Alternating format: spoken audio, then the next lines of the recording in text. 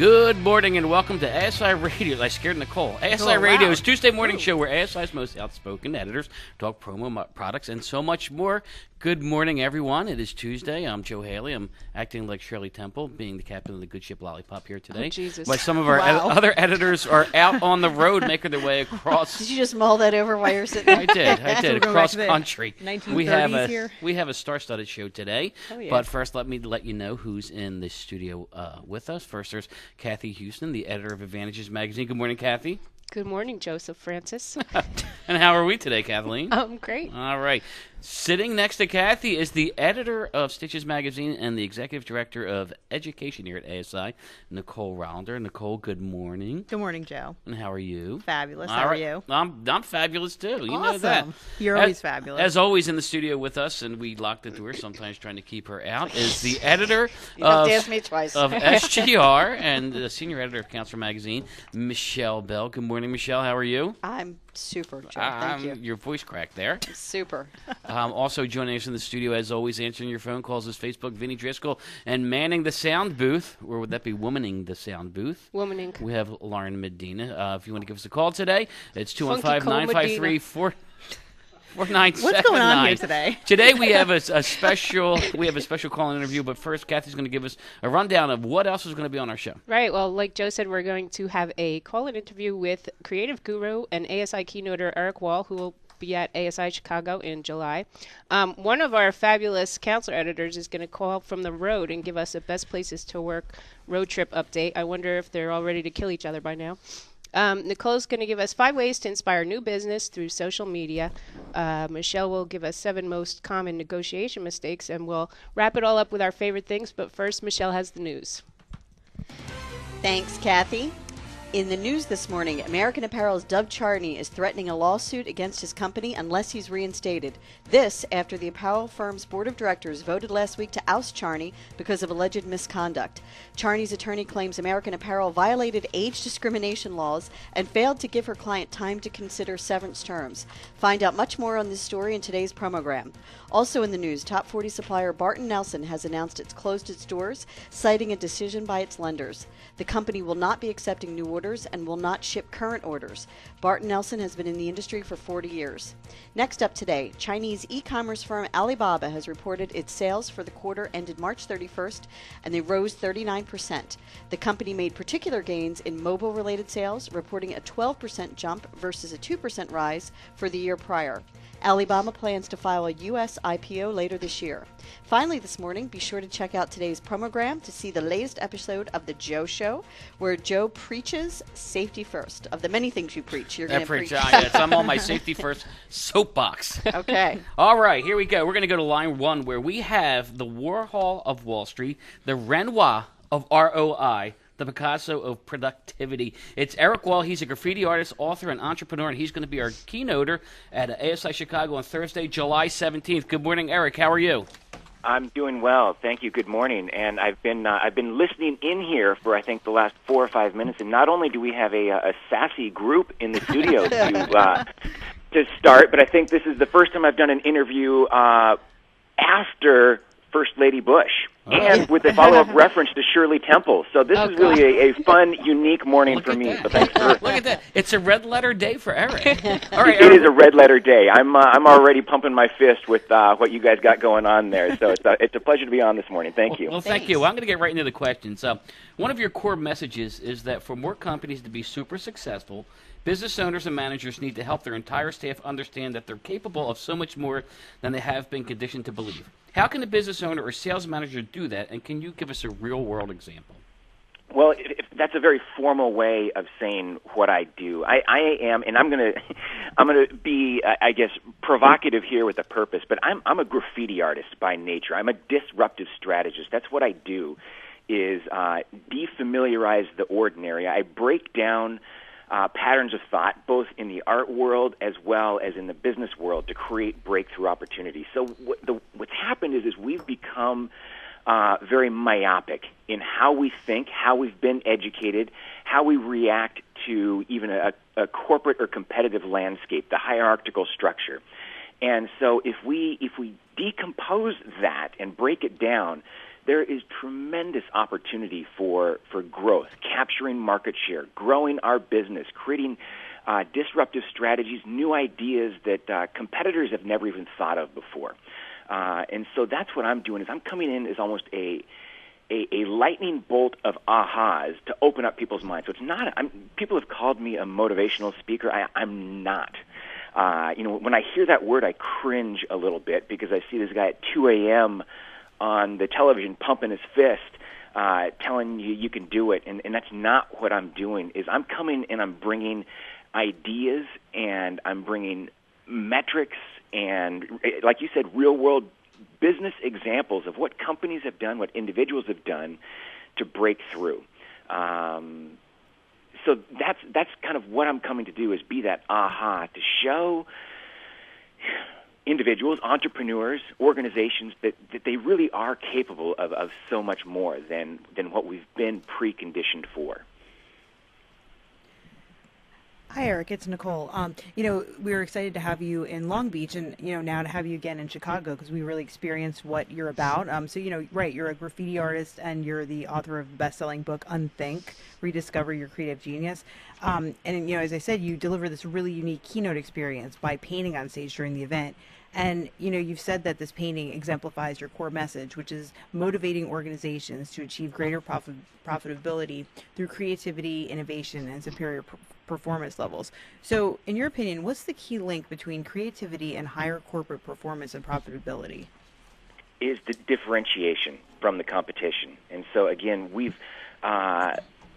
most businesses operate in a very similar way because we've read the books on what is effective sales, what is effective marketing, what is effective leadership or management, hiring and firing tactics, and we've all been playing from the same game plan, even if it's been covered or endorsed by the Harvard Business Review or Fast Company or Forbes, or that's in the past. And so my presentation is designed to look out into the future and anticipate emerging trends in future markets before they've been written about. And so it's enabling the audience to not just have a fish, but teach them how to be a fisherman, how to go out and create these ideas themselves, how to be disruptive strategists, how to come up with new ideas, how to interact with their customers a little bit differently than's been studied or written about in the past. So it's not a regurgitation of old information. It's a teaching them how to use their mind a little bit differently. And I use painting as a metaphor, but truly painting's just the hook.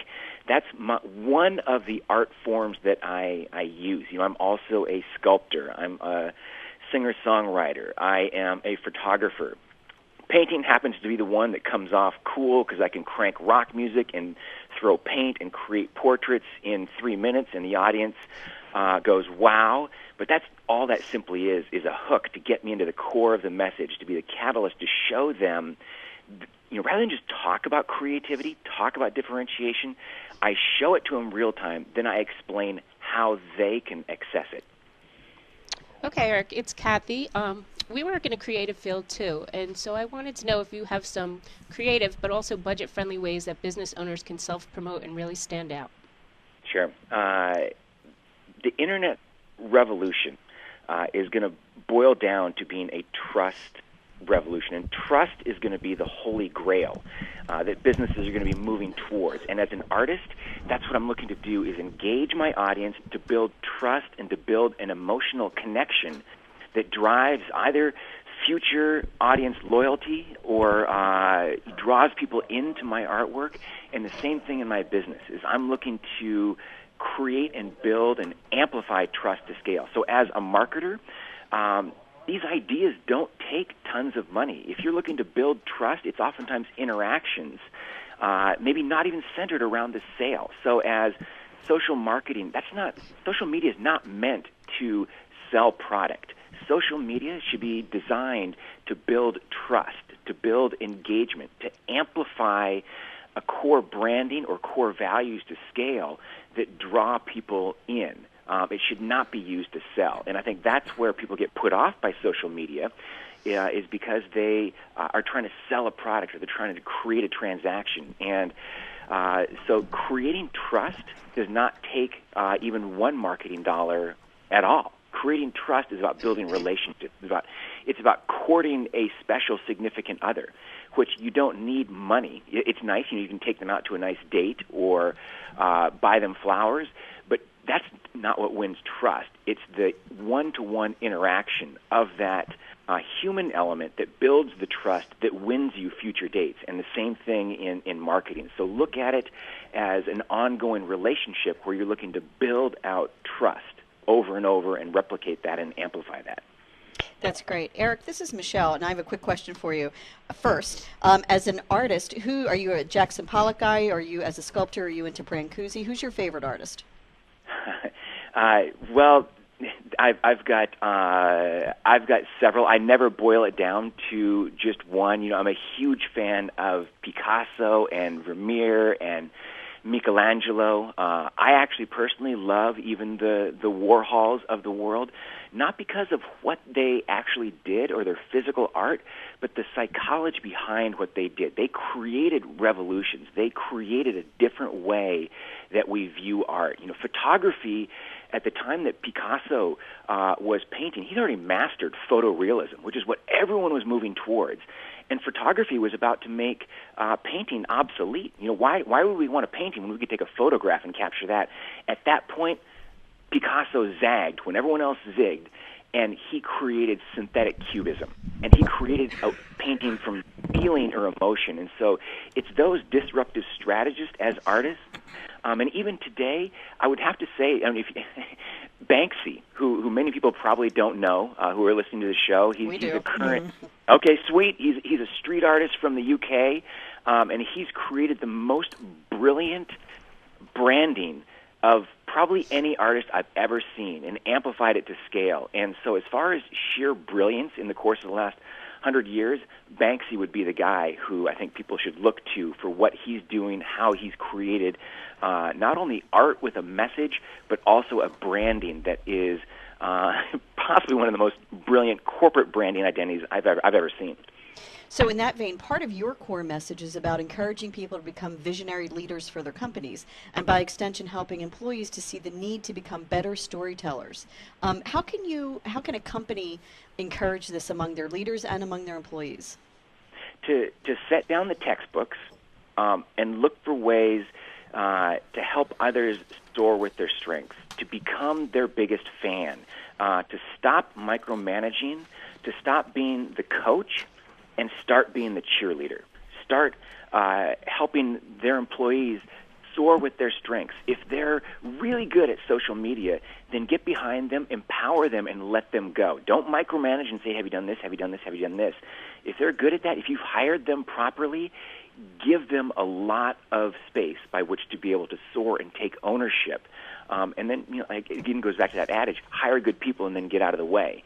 And so I think that would be the number one thing as far as being a great leader, is to hire those high-quality people with the great attitudes and then empower them to truly soar with what they're doing. And then you're able to stand back as the, kind of the conductor of the orchestra and just harmonize those notes that you've been able to already put in place and inspire those notes. Erik, growing customer relationships and turning a first-time customer into a repeat client is really important to our listeners. What is your best advice for growing customer loyalty? It goes back to trust, building relationships, because from what I've seen in the industry is there's very few truly different actual marketing ideas. A lot of them are coming out with very similar products, twisting them a little bit, rearranging deck chairs, trying to create something just slightly different.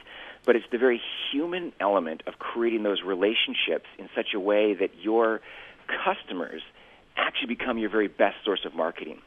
They can't wait to get out and tell their colleagues, their friends, about the cool promotions that they received from, or that they dealt with in dealing with this particular organization, whether it's the person they're dealing with, or if you did happen to create something that no one else has done before, where your customers become your best source of marketing. All right, Eric, we all hear that the definition of insanity is doing the same thing over and over again, expecting different results. To that end, you teach that for leaders and other business professionals to get ahead of the game, they need to foster a steady stream of disruptive strategies and unexpected solutions. How can people in our industries do that? It's fun because that cliche, or that quote has become a cliche. People use it all the time, yet we still do the same thing over and over and over again. But the reason is because we're all coming from the exact same foundation. So we're coming from this academic system where we've been taught to read and math all the exact same way and come up with one standardized correct answer. So from the time that we were 5, 6 years old, it's been ingrained into us, this operational efficiency, this blueprint for academic success boils down to one correct answer. So everything about what we do is about coming up with one correct answer, which turns into insanity. So to be able to come up actually with a steady stream of disruptive strategies, we need to what I call unthink. And I coined that word. I titled it in the book that I wrote because it is something we haven't done before. Unlocking, unleashing, unlearning, unthinking a lot of the patterns by which we've come up with solutions. And one of the things that's very, very difficult for businesses today, right now, with social, mobile, and cloud taking over everything in business, you can't find a business that isn't affected by social, mobile, or cloud. Yet we have a tough time even defining what that is. And so there's massive ambiguity. There's massive complexities that have come into the marketplace that have us reeling. And because we don't have the skills and tools, even from an early age, by which to be able to navigate ambiguity, by which to be able to master complexity, is we don't have the proper skills by which to create new ideas. We're reacting to what's taking place out in the marketplace and then trying to create patchwork solutions that help us just deal with that one problem right there, or that one challenge right there, where there's massive opportunity if we were just to open up our mind and actually think differently. Go back to a core, start with a blank canvas, as if specialty advertising had never been invented before, as if promotions had never been invented before. And how would you approach it? How would you build out your organization? What kind of people would you hire? What sort of products would you like to promote? If you've never had a social media presence before, starting with a blank canvas, how would you like to use social media? How would you like to build your audience? How would you build that trust? So deconstructing, coming back to a blank canvas, and then building something out new and different that hasn't been invented before. Well, that's some inspiring words, a lot to think about there. Eric, we thank you for your time today. Everyone can see him on Thursday, July 17th at the ASI show in Chicago. And if you're looking for a new face to paint, I mean, even though I have a face for radio, I'd be willing to sit and model for you.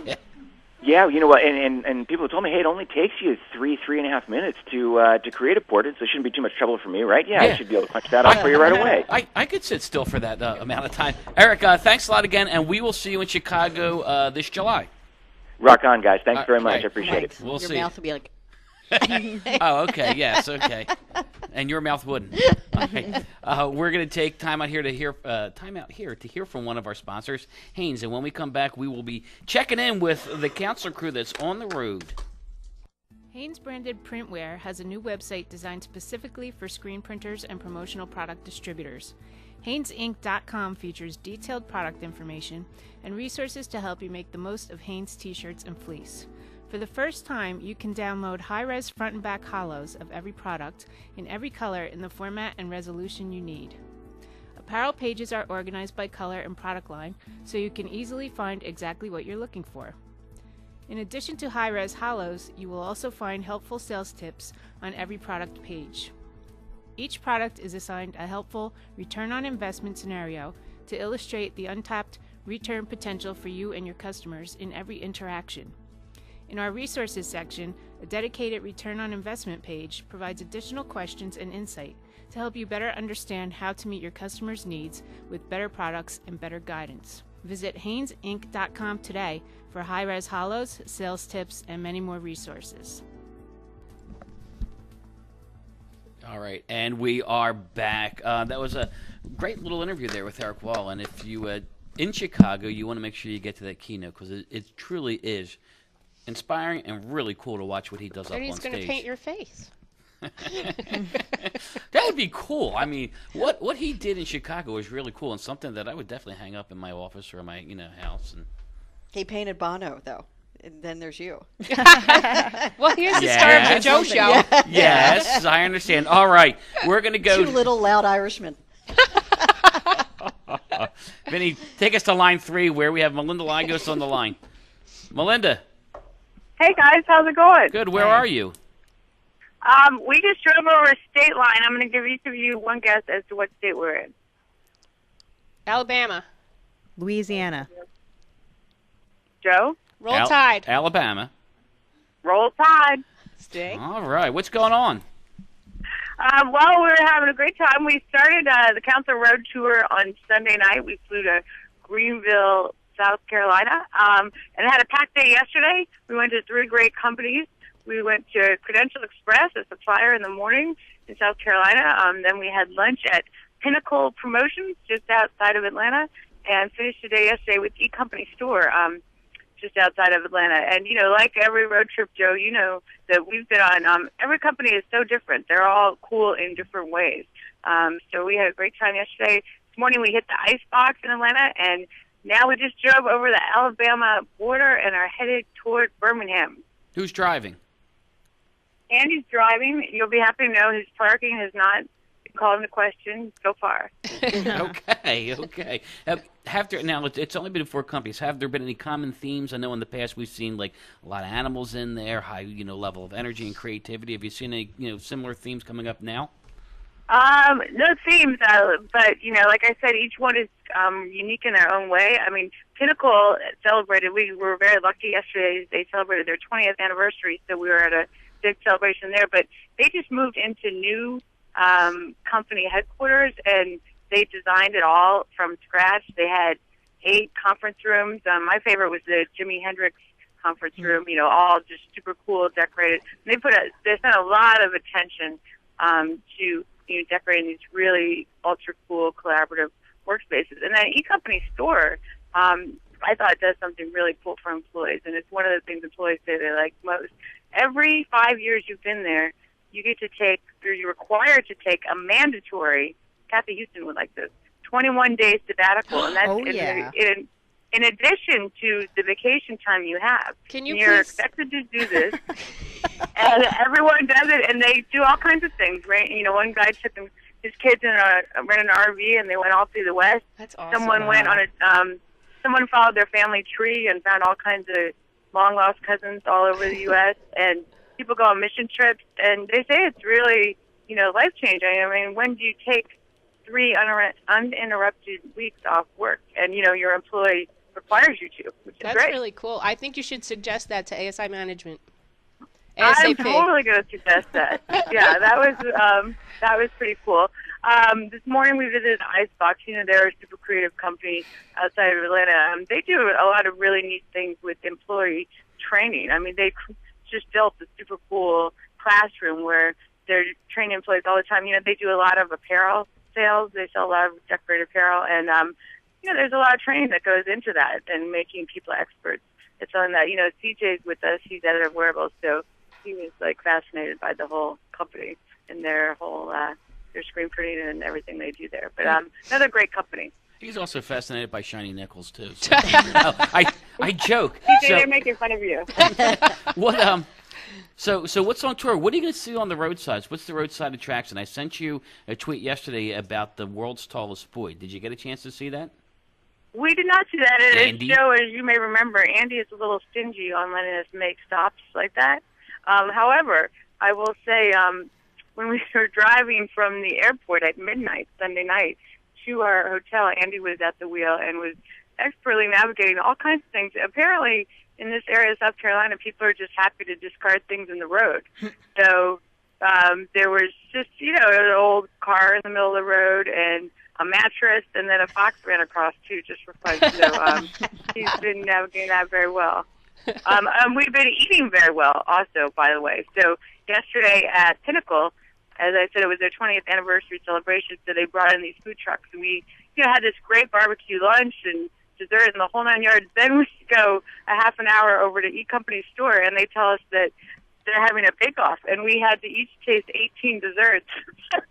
And we got to judge the whole competition. So I don't think we would have eaten as big of a lunch had we known that we're going to be doing that. But, you mentioned themes, Joe, and you're right.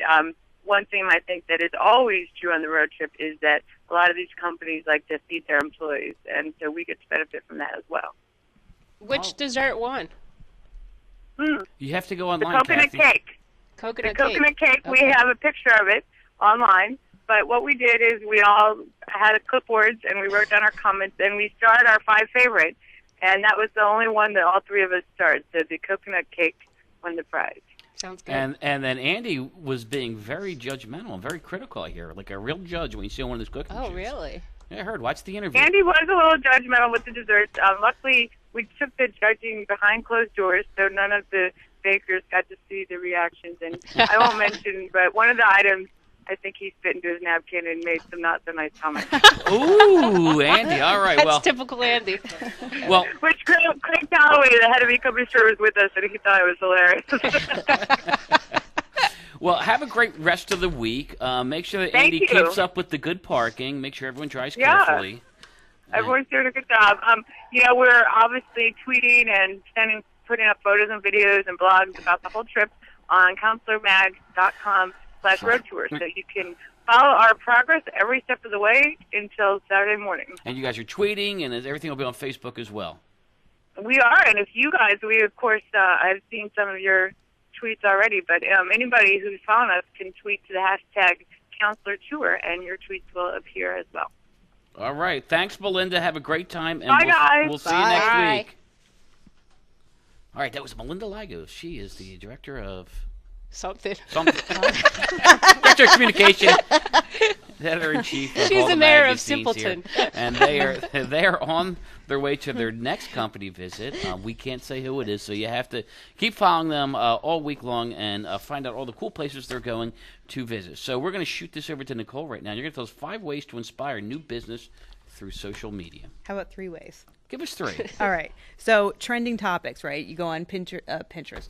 Twitter, yes, Twitter, Kathy. Twitter, and you see all the hashtags at the bottom, with trending topics. If you follow topics like promo products, if you go on Facebook and you follow product posts, you can kind of see what trending topics are. Eric mentioned, you want to be ahead of the trends before they're written. So in this case, okay, they're written, but maybe they're not in creation yet. So you want to follow some trends to see what products your customers might be interested in seeing. Pinterest and Instagram, there's tons of snapshots all over there of what people are interested and excited about. So exploring popular pages can give you some really cool ideas for how to decorate products and some other types of products that you might not have pitched before. I like this one. Shows like Shark Tank and Dragon's Den, when they air, you should check out Twitter because people will be talking about whether they think the ideas that are being pitched will fly or not. So these are some good ways to find some new business pitches if they're going to succeed or not. One last one, Joe. Go for it. Did I say 2, 3? This is 4. You said 3. Okay, good. I've got StumbleUpon and Flipboard on my smartphone, and they're actually really cool. My brother told me I should use them, and I really didn't want to, but they're actually very cool. They have trending topics. You can kind of put in 10 or 15 that you like, and they'll constantly filter in articles from websites you probably never have heard of. So I found a lot of really cool stuff on there. So it's another good place to find product and trend ideas. Was it StumbleUpon and Flipboard? Flipboard, yeah.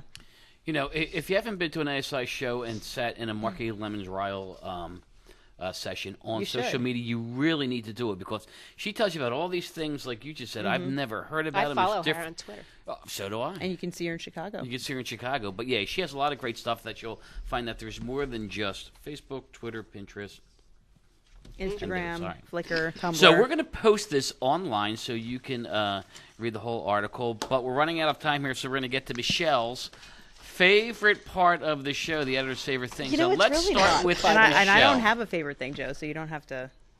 Okay. Just go ahead, Michelle. You're up first. Oh, okay. So we just came from Canada for the ASI Power Summit. This was our second annual one. And they had a big golf outing, and, I was in the drink area serving cocktails to everyone. what but a it surprise. struck me, there were only 2 women who played out of 30 people who were in our little golf tournament. But they really dressed well. And it struck me that that's a really important aspect of fashion for people who golf. I am not a golfer, but I appreciated how well they were kind of put together. So the thing I chose was from Vantage Apparel, and it is a woman's long sleeve scoop neck t-shirt, which is perfect for after playing golf, having cocktails. And it's from, again, Vantage, ASI 93390. Kathy? All right, mine is the new Fusebox mini silicone speaker and phone holder from Crown Products, ASI 47700. Plus, you can get a mid-year markdown, so you should go to their website and check that out. All right. Well, that's all the time we have today. Oh, nuts. But thank you, everyone, for tuning in. Thanks to today's show sponsor, Haynes. Thanks for Erik Wahl for his call-in. Make sure you go to see him at the ASI show in Chicago on Thursday, July 17th. Until next week, have a great week.